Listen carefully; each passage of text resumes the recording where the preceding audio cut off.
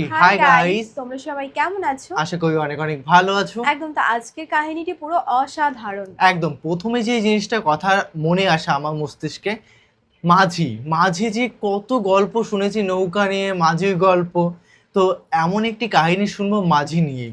তো আমার কাছে দারুণ একটা ইন্টারেস্টিং টাইটেল হলো নৌকা মাঝির সাথে সাথে ধনী যুবতী ভয়ঙ্কর ভয়ঙ্কর প্রেমের। প্রেমের বাস্তব কাহিনী।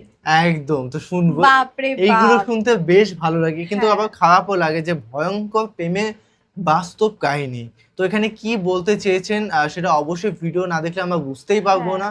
তো যাই হোক, দেখবো। চ্যানেল যদি নতুন হয়ে থাকো চ্যানেলটিকে সাবস্ক্রাইব সাবস্ক্রাইব করে করে দেবে, দেবে, পাশে থাকা বেল আইকনটা টং টং করে করে বাজিয়ে বাজিয়ে দেবে, দেবে, একটা একটা লাইক লাইক করে করে দেবে। দেবে। তো চলো আজকের আজকের ভিডিওটি ভিডিওটি শুরু শুরু করা করা যাক। যাক। ফজরের আজান দিলে দেখবেন যারা নামাজি ব্যক্তি ঘুম ভেঙে যায়, মসজিদের দিকে হাঁটা শুরু করে দেয়।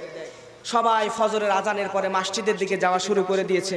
একজন কসাই গোস্ত, গরু ছাগল জবাহ করে কেমন যেন বাজারে একটা গোস্ত কথা বিক্রি করে বলছিল। কেটে কেটে। তাদেরকে 1 আপনারা কি 2 বলেন?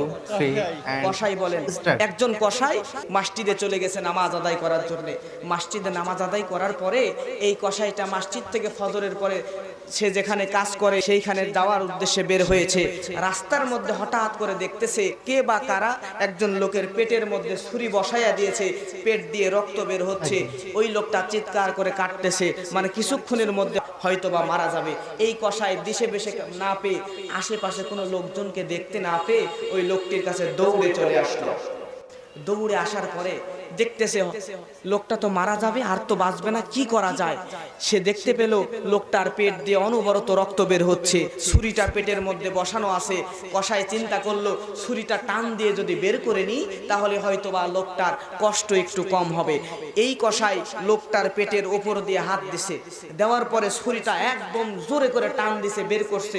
যেই না ছুরিটা টান দিয়ে উপর দিকে বের করছে, এরকম করছে। আর মসজিদের মুসল্লি সবাই ওই রাস্তা দিয়ে যাওয়ার সময় দেখতে পেল একজন কসাই, আমাদের এলাকার সেই কসাই একজন লোককে নির্মমভাবে কুপিয়ে কুপিয়ে হত্যা করতেছে। এখন সব মুসল্লিরা দৌড়ায় গিয়া কসাইটাকে পিছন থেকে জড়ায় ধরছে। আমার ভাইয়েরা, কসাইটাকে জড়িয়ে ধরার পরে তারা সবাই মনে করেছে কসাইটা মনে হয় ছুরি দিয়ে জবাহ করছে, ছুরি দিয়ে এই লোকটাকে হত্যা করছে মনে করে দৌড়ে চলে আসলো। আসার পরে কসাইকে ধরে সেখান থেকে কাজীর কাছে, বিচারকের কাছে নিয়ে চলে গেল। বিচারকের কাছে নিয়ে যাওয়ার পরে বিচার কাজ শুরু হয়ে গেল। বিচারকের কাছে গিয়ে বলছে, মহামান্য আদালত, আপনার কাছে আমরা একটা কথা বলতে চাই। সেটা হচ্ছে, আমরা 4-5 জন মুসল্লি ফজরের নামাজ আদায় করে মসজিদ থেকে বের হচ্ছিলাম। আমরা যখন বাড়ির দিকে যাব, আমরা সবাই নিজের চোখে দেখলাম কসাইটা ছুরি নিয়া এই লোকটার পেটের মধ্যে মারতেছিল, মেরে লোকটাকে হত্যা করে ফেলছে। কসাইয়ের আমরা বিচার চাই। আমার ভাইয়েরা, আসলে বলেন তো কসাইয়ের কি কোনো দোষ আছে নাকি? কসাইয়ের কোনো দোষ নাই, কিন্তু কসাই বেকায়দায় পড়ে গেছে। কসাইকে বলা হলো, কসাই তোমার কাছে তোমার নির্দোষ প্রমাণ করার জন্য কোনো প্রমাণ আছে নাকি? কসাই সঙ্গে সঙ্গে বলল, মহামান্য আদালত, আমার কাছে আমাকে নির্দোষ প্রমাণ করার জন্য আমার কাছে কোনো প্রমাণ নাই, আমার কাছে কোনো ডকুমেন্ট নাই। কিন্তু আজকে আপনি আমাকে কি রায় দেবেন, রায়টা আমি একটু শুনতে চাই, তারপর দুটো কথা বলবো। এইবার বিচারক বলতেছে, ও কসাই শোনো, যেহেতু 4-5 জন মানুষ নিজের চোখে তোমাকে ছুরি দিয়ে হত্যা করতে দেখেছে, সেহেতু তোমাকে আমাকে অবশ্যই তোমার বিরুদ্ধে এখন মৃত্যুদণ্ড, এই রায়টা দেওয়া লাগবে। তোমাকে ফাঁসি দেওয়া হবে, মৃত্যুদণ্ড দেওয়া হবে। কসাইয়ের 2 চোখের মধ্যে টলমল পানি।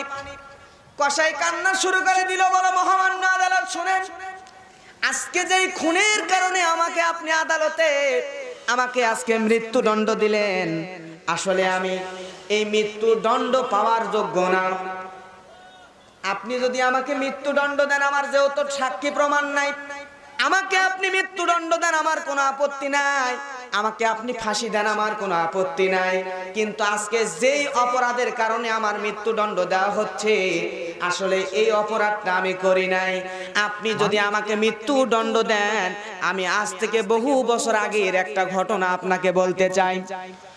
মহামান্য আদালত এবার অধীর আগ্রহে তাকায় আছে। বলে, কসাই বলো, তুমি কি বলতে চাও? কসাই বলে মহামান্য আদালত, আজ থেকে কয়েক বছর আগের কথা, আমি একটা এলাকায় খেওয়াঘাটের মাঝে ছিলাম। আমি নৌকা নিয়ে লোকেদেরকে এই পার থেকে ওই পার পারাপার করাতাম। লোকেদেরকে নৌকায় তুলে ওই পার পার করতাম, ওই পারের লোকদেরকে এই পার আনতাম। এইরকম করতে করতে একদিন, 2 দিন, 3 দিন, অনেক দিন পার হয়ে গেল। হঠাৎ করে একদিন দুপুরবেলা একজন যুবতী, সুন্দরী, তরুণী, তন্নি রূপসী একজন মেয়ে পর্দার সাথে তার মায়ের সঙ্গে আমার নৌকাতে উঠল। আমি মেয়েটাকে দেখলাম মহামান্য আদালত। মেয়েটার চেহারার দিকে তাকানোর পরে ওই মেয়েটার প্রতি আমি দুর্বল হয়ে গেলাম। দুর্বল হয়ে যাওয়ার পরে একদিন, 2 দিন, 3 দিন, কয়েকদিন পার হয়ে গেল। আমি শুধু ওই মেয়েটার কথাই ভাবতে থাকলাম। কয়েকদিন পরে ওই যুবতী, তরুণী, তন্নি মেয়েটা আবারও আমার নৌকায় চলে আসলো, আমার নৌকায় এসে উঠলো। আমি এবার আবার ওই মেয়েটার চেহারার দিকে তাকালাম। মেয়েটাকে দেখে আমার এত ভালো লাগতেছিল, আমার মন বলতেছিল এই দুনিয়ার জমিনে যদি আমি এই মেয়েটাকে বিবাহ না করতে পারি তাহলে আমার জীবনটাই মনে হয় বৃথা হয়ে যাবে। এই জীবন রেখে আর কি লাভ হবে? আমি যদি এই মেয়েটাকে বউ হিসাবে না পাই তাহলে আমার জীবনটাই বৃথা। মহামান্য আদালত, আমি মনে মনে ডিসিশন নিয়ে ফেললাম, এই সুন্দরী, তরুণী, তন্নি যুবতী মেয়েটাকে আমি বিবাহ করব। ডিসিশন নেওয়ার পরে এই মেয়ে আবার একদিন আমার নৌকায় আসলো। আমি মেয়েটাকে দেখলাম, দেখার পরে মেয়েটার পিছু নিলাম, মেয়েটার বাড়ি পর্যন্ত গেলাম। বাড়ি পর্যন্ত যাওয়ার পরে মেয়েটার বাড়ি আমি দেখে আসলাম। দেখে আসার পরে পরের দিন আমি আবার মেয়েটার বাড়ির দিকে চলে গেলাম। চলে যাওয়ার পরে এইবার এই মেয়েটার বাড়ির গেটের সামনে গিয়া যখন আমি গেটটাকে ঠক ঠক করে কড়া নাড়ালাম, নাড়ানোর পরে মেয়েটির বাবা বাড়ির মধ্যে থেকে বের হয়ে চলে আসলো। আসার পরে আমাকে মেয়েটির বাবা বলল, তুমি কে? আমি তখন বললাম, আমি হলাম অমুক এলাকায় আমার বাড়ি, আমি আপনার মেয়েকে বিবাহ করতে চাই, বিবাহের প্রস্তাব নিয়ে আসছি। আচ্ছা বলেন তো, প্রত্যেকটা মেয়ের বাবার কাছে যদি বিবাহের প্রস্তাব আসে মেয়ের বাবা খুশি হয় না বেজার হয়? মেয়ের বাবা চরম খুশি। আমার মেয়েকে বিবাহ করার জন্য যুবক নিজে এসেছে, চেহারাও খুব একটা খারাপ না, বিয়ে দেওয়া যায়। যুবককে বলল, বাবা তুমি বাড়ির মধ্যে আসো। যুবককে বাড়ির মধ্যে নিয়ে আসার পরে ডাইনিং টেবিলে বসে দিল। দেওয়ার পরে এই যুবকটা যখন ডাইনিং টেবিলে বসছে হরেক রকম খাবার নিয়ে ওই যুবকের সামনে খাবারগুলো উপস্থাপন করেছে। আমার মুসলমান ভাইয়েরা, খাবারগুলো উপস্থাপন করার পরে এই যুবকগুলা খাবার এখন মুখে তুলবে এমন সময় ওই মেয়েটির বাবা বলতেছে, ওহে যুবক শোনো, তুমি তো আমার মেয়েকে বিবাহ করতে চাও, কিন্তু আমার তো শোনাই হয় নাই তুমি কাজটা কি করো। বিয়ে দেওয়ার জন্য ছেলের চাকরি বাকরি আছে কিনা, ব্যবসা বাণিজ্য আছে কিনা, বংশমর্যাদা আছে কিনা মেয়ের বাবা জানতে চাইবে কিনা। মেয়ের বাবা জিজ্ঞাসা করলো, বাবা তুমি কি কাজ করো আমার একটু বলো। সঙ্গে সঙ্গে যুবক খাবার কেবল মুখে তুলবে, খাবার একটুখানি হাত দিয়ে উপরে তুলছে, তুলতে তুলতে বলতেছে, আমি হলাম আপনার এলাকার পাশে যে খেওয়া আছে এই খেওয়া ঘাটের মাঝি, নৌকা নিয়ে মানুষদেরকে এই পার থেকে ওই পারে নিয়ে যায়, ওই পার থেকে আমি এই পারে নিয়ে আসি। এমন কথা শোনার পরে ওই মেয়েটার বাবার মাথা হয়ে গেল গরম, হাতের উপর বাড়ি দিয়া সঙ্গে সঙ্গে বলল, যুবক বামুন হয়ে চাঁদে তুমি হাত দিতে চাও? তুমি কি জানো না এলাকার সবচাইতে ধনী মানুষদের মধ্যে আমি একজন? তাহলে তুমি আমার মেয়ের কাছে একজন খেওয়া ঘাটের মাঝি হয়ে আমার মেয়েকে বিবাহের প্রস্তাব দাও, তোমার সাহস তো কম নয়। যুবককে আর খাবার খেতে দিল না, হাতের উপর বাড়ি দিয়ে খাবারটা ফেলে দিল। যুবককে বলল, যুবক এই মুহূর্তে তুমি আমার বাড়ি থেকে বের হয়ে যাও, আর একদিনও যদি আমার বাড়ির আশেপাশে দেখি তাহলে তোমার অবস্থা খারাপ করে দিব। আমার মুসলমান ভাইয়েরা, যুবকের মনের সব স্বাদ মিটে গেল। যুবক গরিব হওয়ার কারণে চোখের পানি ছেড়ে দিয়ে কাঁদে, আল্লাহর কাছে বলে, আল্লাহ গরিব হওয়াটাই কি আমার অপরাধ? এই মেয়েটাকে কি আমি আর বিবাহ করতে পারবো না? যুবক চলে গেল খাওয়া ঘাটের কাছে। কয়েকদিন পর যুবক আস্তে আস্তে মেয়েটাকে ভোলা শুরু করে দিল। ভুলতে ভুলতে প্রায় 1 বছর পার হয়ে গেল। 1 বছর 1.5 বছর পার হয়ে গেল, 2 বছর পার হয়ে গেল। অনেক দিন পার হয়ে যাবার পরে প্রত্যেক দিনের মতো আজকেও ওই যুবকটা খেওয়া ঘাটে ওই নৌকা নিয়ে এই দিক থেকে মানুষদেরকে ওই দিক পার করাচ্ছেন। হঠাৎ করে দুপুর হয়ে গেছে, এই পারেও কোনো লোক নাই, ওই পারেও কোনো লোক নাই। ওই যুবক খেওয়া ঘাটের মাঝে হঠাৎ করে লক্ষ্য করে দেখলো একজন যুবতী মেয়ে ছোট্ট একটা সুন্দর বাচ্চাকে ধরে কোলে করে নিয়ে হাঁটতে হাঁটতে নৌকার উপরে এসে উঠল। যুবতীর সাথে কোনো পুরুষ মানুষ নাই, অন্য কোনো লোকজন নাই। এইবার খেওয়া ঘাটের মাঝে বলে মহামান্য আদালত, প্রত্যেক দিনের মতো আজকেও আমি ওই মহিলাকে নৌকার উপর তুলে নিয়ে এই পার থেকে ওই পার যাওয়ার জন্য রওনা হলাম। রওনা হয়ে নৌকা পার করতে করতে নদীর মাঝ বরাবর যখন আমার নৌকা, আমি হঠাৎ করে মন বলল ওই মেয়েটার দিকে একটু চেয়ে দেখি। হঠাৎ করে আমি মেয়েটার চেহারার দিকে একটু তাকায় দেখলাম। তাকানোর পরে আমার শরীরটা শিউরে উঠলো, গায়ের লামগুলো খাড়া হয়ে গেল। মহামান্য আদালত, আমি ভাবতেও পারি নাই আজ থেকে 2 বছর আগে যেই মেয়েটার প্রেমে আমি পাগল ছিলাম, এই সুন্দরী যুবতী তরুণী তন্নি মেয়েটাই আজকে একা একা ছোট্ট একটা বাচ্চাকে নিয়ে আমার নৌকায় আসছে। আমি নিজেকে আর কন্ট্রোল করতে পারলাম না। যুবতীকে দেখার পরে শয়তান আমাকে কুমন্ত্রণা দিয়ে দিল, মনের মধ্যে শয়তান আমাকে কুমন্ত্রণা দিয়ে দিল। শয়তান এবার এমন ভাবে কুমন্ত্রণা দিয়ে দিল আমি আর নিজেকে ঠিক রাখতে পারলাম না। যুবতীর দিকে তাকায় বললাম, যুবতী, আমার যদি বুঝতে ভুল না হয় তাহলে তুমি হলে আমার পুরান দিনের প্রিয়সী, যেই মেয়েটার জন্য আমি সবকিছু করার জন্য পাগল ছিলাম, যেই মেয়েটাকে আমি বিবাহ করার জন্য পাগল ছিলাম। গরিব হওয়ার কারণে তোমার বাবা আমার সঙ্গে তোমার বিবাহ দেয় নাই। আমি বুঝতে পেরেছি তোমার অন্যত্রে বিবাহ হয়ে গিয়েছে, আর তোমার সাথে যে সন্তান আছে এই সন্তান তোমারই সন্তান। যুবতী এবার একটু ভয় পেয়ে গেল। যুবক সঙ্গে সঙ্গে বলছে, ও যুবতী, তুমি কোনো ভয় পেও না, আজকে আমি তোমাকে জোর করে কোনো কিছু করব না। কসাই বলে, মহামান্য আদালত, আমার মনের মধ্যে শয়তান এমন ভাবে কুমন্ত্রণা দিয়ে দিল আমি নিজেকে আর একটু ঠিক রাখতে পারলাম না। যুবতীকে উদ্দেশ্য করে সঙ্গে সঙ্গে বললাম, ও যুবতী, আমি তোমাকে বিবাহ করতে চেয়েছিলাম। তোমাকে বিবাহ করা আমার মনের বড় স্বাদ ছিল, আশা ছিল, কিন্তু সেই আশা স্বাদ আমি পূরণ করতে পারি নাই। কিন্তু আজকে আমি তোমাকে একটা প্রস্তাব দিয়ে দেব। প্রস্তাবটা হলো এই, আমি তোমাকে ভালোবেসেছিলাম, বিবাহ করতে চেয়েছিলাম। তোমার বাবা যেহেতু বিবাহ দেয় নাই, এখন আর বিবাহ করারও দরকার নাই। আজকে আমি তোমাকে একটা অফার দেব। অফারটা হচ্ছে, আমি তোমাকে জোর করব না, তুমি নিজের ইচ্ছায় তুমি আমার সঙ্গে এখানে মেলামেশা করবা, সহবাস করবা। জোরে বলেন নাউজুবিল্লাহ। যুবতীর চোখে পানি চলে আসলো। এর থেকে শিক্ষা হচ্ছে আমার ভাইয়েরা, যে কোনো মেয়েদেরকে বাড়ি থেকে একা একা ছেড়ে দেওয়া যাবে। যুবতী মেয়েদেরকে একা একা ছেড়ে দেওয়া যাবে না। সে আপনার বউ হোক, বোন হোক, আর মেয়ে হোক না কেন, যদি বাড়ি থেকে বের হয়, যুবতী মেয়েদের সঙ্গে হয় বাবাকে থাকতে হবে, নতুবা ভাইকে থাকতে হবে, নতুবা স্বামী অথবা সন্তানকে থাকতে হবে। জোরে বলেন ঠিক কিনা? আজকে যদি ওই যুবতীর বাবা থাকতো সঙ্গে, যুবতী কিন্তু এরকম পরিস্থিতিতে পড়তো না। আমার মুসলমান ভাইরা, যুবতীর চোখে পানি চলে আসলো। যুবতী চোখের পানি ছেড়ে দিয়ে কাঁদে। এইবার যুবক বলতেছে, যুবতী, ও তরুণী তন্নি সুন্দরী রূপসী, তুমি কেঁদো না, তোমার ভয় নাই।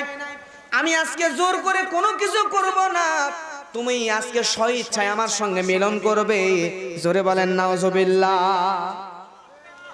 আমার মুসলমান ভাইয়েরা, এই যুবতী নারী শক্ত হয়ে দাঁড়িয়ে থাকলো। যুবতী নারী এবার যুবককে উদ্দেশ্য করে বলল, হে যুবক, আমি হলাম মুসলিম নারী, আমি হলাম মুসলমানের ঘরের সন্তান, আমি আমার জীবন দিয়ে দিব, কিন্তু আমি আমার ইজ্জত তোমার কাছে দিতে পারি না। জোরে বলেন আল্লাহু আকবার। আমার ভাইয়েরা, এইবার এই যুবক বুঝতে পারল মুসলমান নারীদেরকে, মুসলমান মেয়েদেরকে কাবু করা, বশ করা কিন্তু অত সহজ কাজ নয়। জোরে বলেন ঠিক কিনা? এইবার যুবক নতুন শয়তানি বুদ্ধি বের করলাম।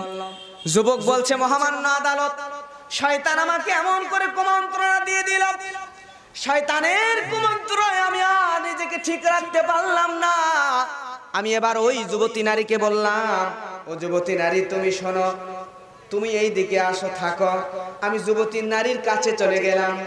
যাবার পরে ওই নারীর কাছ থেকে সুন্দর ফুটফুটে সন্তানটাকে ওই নারীর হাত থেকে আমি কেড়ে নিলাম। ওই নারীর হাত থেকে যখন ওই সন্তানটাকে আমি কেড়ে নিলাম, নেওয়ার পরে ওই যুবতী নারীকে বললাম, শোনো মেয়ে, তুমি যদি আজকে আমার সঙ্গে ইচ্ছাকৃতভাবে মিলন না করো, তাহলে তোমার সন্তানটাকে আমি দুনিয়া থেকে বিদায় করে দিব। জোরে বলেন নাউজুবিল্লাহ।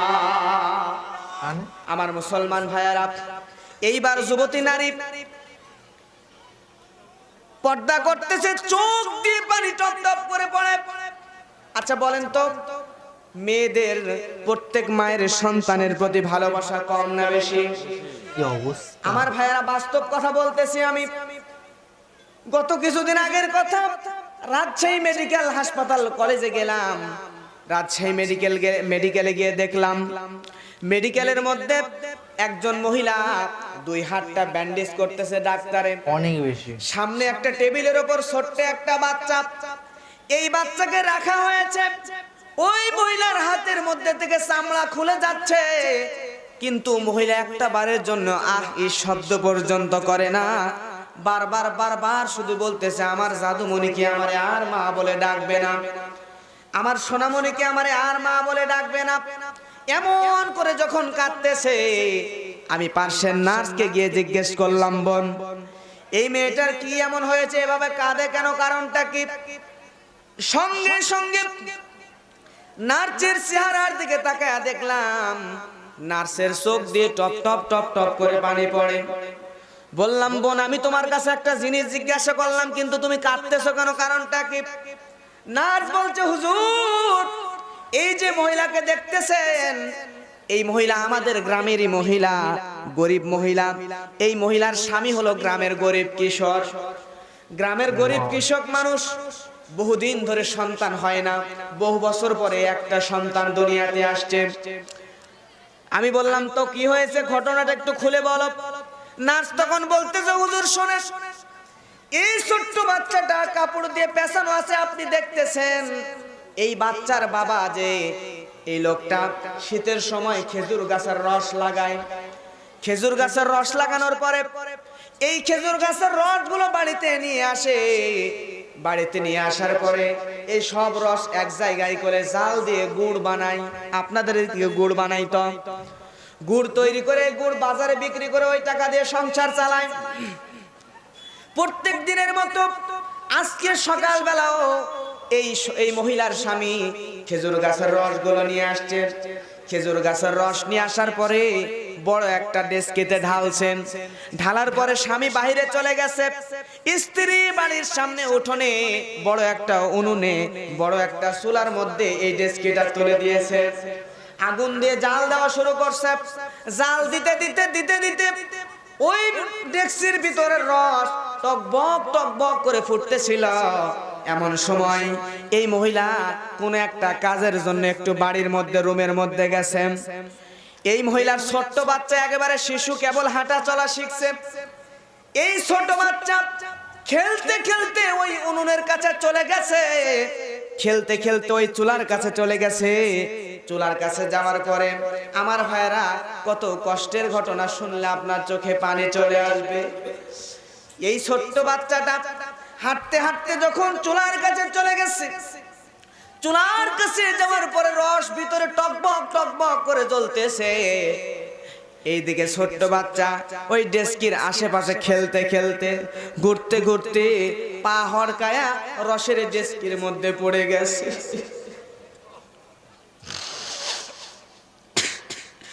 জনম দুঃখিনী মা ঘরের মধ্যে থেকে লক্ষ্য করে দেখে, আমার কলিজার টুকরা সন্তান রসের ডেস্কির মধ্যে মনে হয় পড়ে গেল।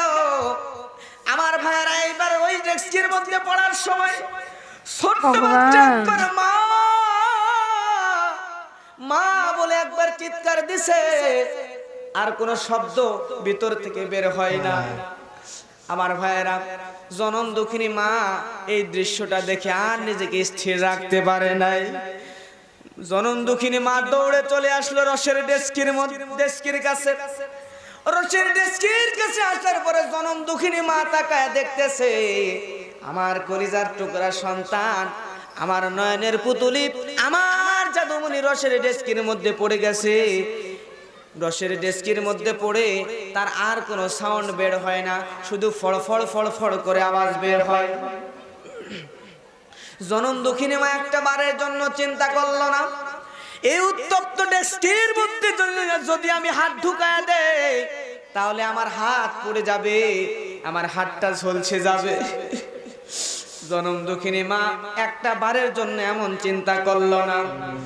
দরদের আম্মা জান জনম দুঃখিনী মা এই চিন্তা না করে রসের ডেস্কের মধ্যে জ্বলন্ত আগুনের চুলার ওপর রসের ডেস্কির গরম রসের মধ্যে হাতটা ঢুকায়া দিয়া সন্তানটাকে তুলে বুকের মধ্যে জড়ায়া নিছে। মায়ের হাতের চামড়া খুলে খুলে পড়ে যায়। এলাকার মানুষগুলো জমা হয়ে গেল। জমা হয়ে যাওয়ার পরে সন্তানের দিকে তাকায়া সবাই হাই হাই করতেছে। তো গাইস দেখলাম আমার শরীর খারাপ, তাও তোমাদের রিকোয়েস্ট আনার চেষ্টা করি, যেহেতু ভালোবাসার একটা আবেগের জায়গায় আমি চেষ্টা করি আমার শরীর যতই খারাপ হোক না কেন কন্টেন্ট আপলোড যেন চাই। হ্যাঁ, মানে তো তোমরা- ওর শরীরটা একটু খারাপ, আমি জানি না দেখে বোঝা যাচ্ছে কি না। তো তারপরেও আমি বলছিলাম যে না থাক, আজকে বানানোর দরকার নেই। তা ও বলছে যে না, আমাদের ভালোবাসার মানুষ আমাদের ভিডিওর জন্য অপেক্ষা করে। আর ও বলছিল যে এত সুন্দর সুন্দর করে কমেন্ট করে যে তোমরা প্রতিদিন ভিডিও আপলোড করবে, আমরা অপেক্ষায় থাকি। হ্যাঁ, তো এই কথাটা শোনার পরে আমি আর মানে চুপ করে গেছি, আমি আর মেন কিছু কথা বলতে আমি পারিনি। কমেন্ট, এত সুন্দর কমেন্ট আসছে রিসেন্টলি, কমেন্টগুলো দেখে অটোমেটিক ভিডিও বানাতে আমি এসেছি, কিন্তু আমার শরীরটা এত বেশি খারাপ যে আমি ভিডিও বানাতে পারছি না। প্রথম প্রথম তো তাও আমি নিজেকে ম্যানেজ করেছি, এখন তাও নিজেকে পাচ্ছি না একদমই। তো যাই হোক, তোমাদের কেমন লাগলো আজকের হ্যাঁ। ভিডিওটি অবশ্যই কমেন্ট বক্সে কমেন্ট করে জানাও। একদম। আর নেক্সট কি ধরনের ভিডিও দেখতে চাইছো সেটাও প্লিজ কমেন্ট বক্সে জানাবে। তো চলো, আর আরেকটা কথা বলি, আর আমাদের চ্যানেলে কিন্তু অনেক সুন্দর সুন্দর ভিডিও আপলোড করা আছে, সেগুলোও কিন্তু তোমাদের রিকোয়েস্ট অনুযায়ী। তো একদম তোমরা please please please check out করো, আশা করি তোমাদের সত্যি অনেক বেশি ভালো লাগবে। একদম। তো চলো গাইস, তোমার একটা ফ্রেশ ভিডিওতে দেখা হবে। Bye bye. Take care.